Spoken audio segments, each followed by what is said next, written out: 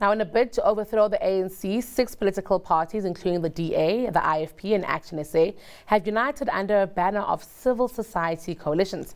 With the Afrikanerbond's endorsement, this multi-party charter is resolute in its mission to oust the ANC in the upcoming 2024 elections.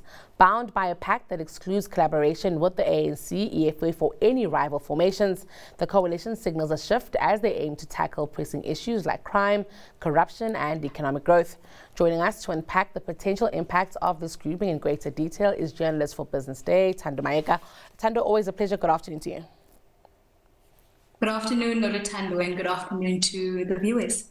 Let's recap on this multi-party charter. This is what initially started as the Moonshot Pact, right? It's been renamed. What exactly are these political parties committing to? So these around 6 political parties are committing to bind together to form a power-sharing deal in order to oust the ANC as the governing party in next year's national and provincial elections. They aim to get at least 50% plus one. I must ask you this, Thando.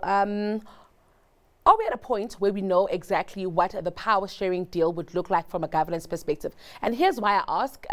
We do know that the main aim here is to oust the ANC to get that 50 plus one, share of the vote. However, it does sound slightly more defensive than offensive. So we know what they're what they're trying to stop, but we're not quite sure what they are going to do. So the multi-party charter hasn't devised any policies, combined policies yet. The parties will be contesting individually in next year's elections. And then following their elections, they will combine their respective results and see together how they can oust the ANC. The multi-party charter had a conference in around August this year, where the power sharing pact was actually devised and established, and all the parties have signed to that. We do know that the multi-party charter is always looking for more opposition parties to sign. So the original members that have signed now might look very different come next year's elections. We could have more, we could have less. We've also seen quite a few civil society organizations backing this one. I think in the article you wrote, you mentioned the likes of OUTA, the Institution of Race Relations, the Brent Hurst Foundation, but also the Afrikanerbond. Just speak to us about who, the Afrikanerbond are and possibly their significance in the democracy or in post-democracy South Africa. So the Afrikanerbond was established in around the 1800s. Right. It was previously known as the Afrikanerbond. And if you read the article that we published, it clearly states that between the years of national government rule, between 1948 and 1994, the Afrikanerbond was really the underbelly of South Africa's political, social, religious, and economic life. Every prominent member of South Africa was a part of the Afrikanerbond, and they ruled South Africa basically under apartheid rule. But post-apartheid, they've denounced the apartheid rule and really rebranded themselves as a pro-democracy civil society organization. However, as a civil society organization, one of their missions is to ensure that the Afrikaans language and Afrikaner interests, mainly white Afrikaner interests, are still looked after within democratic South Africa. So that's their main aim right now. It's a very interesting one that we see developing there. One of the things that I'm also keen to find out then is, with what we're seeing with this coalition or this multi-party charter that's been put together. The ANC and the EFF are really on the other end, if I might put it that way. Does that not create incentive for them to unite? It wouldn't be so crazy. I mean, they've sort of united at local government level, although no formal coalition agreements between the two parties have been signed. They do have a partnership where they share governance of various metros, such as eThekwini, Durban, city of Joburg, city of Ekurhuleni, and other municipalities.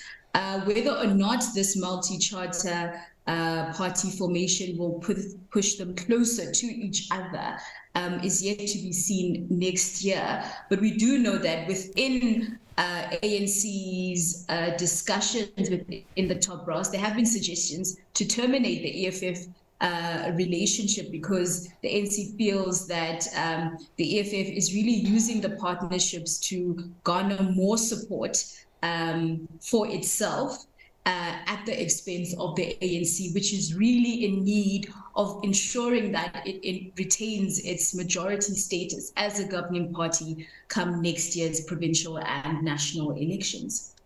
I must ask you, Thando, working in the political realm and writing for the specific part of South Africa, are you sensing, as much as I could be sensing, and really as a normal South African citizen, that political risk in South Africa is increasing a little bit?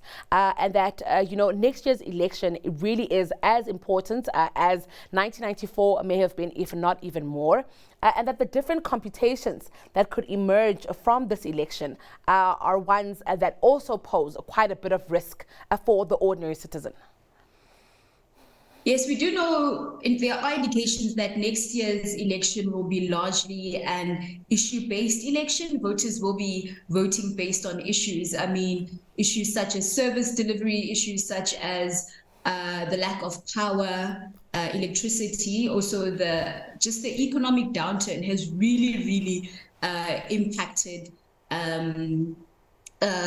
ordinary citizens and ordinary voters. And then we do know that a large number of next year's voters are those who have no historical connection to or obligations, or feel that they don't have obligations towards any liberation movements. This is solely based on their ages. I mean, it's 30 years after democracy. Next year's new voters, 18 and above, are largely born in 2005. They've been born into a free South Africa, or so-called. So they have no real connection to liberation movements, but their parents are still voters, of course, and other people are still voters. So next year's election, there is a political risk. Come every election, there is political risk that rises.